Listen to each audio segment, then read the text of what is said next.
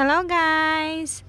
Andito na naman tayo. So ngayon, andito po tayo sa mga grapes.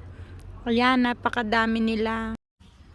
Mababa lang po yung puno niya. Ayan, hanggang dun po siya sa dulo. Ayun. Hindi ko ma-imagine grapes na pala yun. Ang tamis-tamis po niyan. So tikman natin yung isa. Pitas po tayo ng isa syempre. Dito lang yan, malapit lang sa amin. Yung may-ari ng bahay namin, siya po yung may-ari niyan. Pwede ka pong pumitas, magsawa ka pumitas.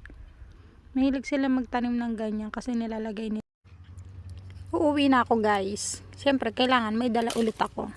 Yan, dala-dala ko yan pa uwi. So ayan, uuwi na po tayo. Paalam po sa inyo. Sa susunod po ulit natin video.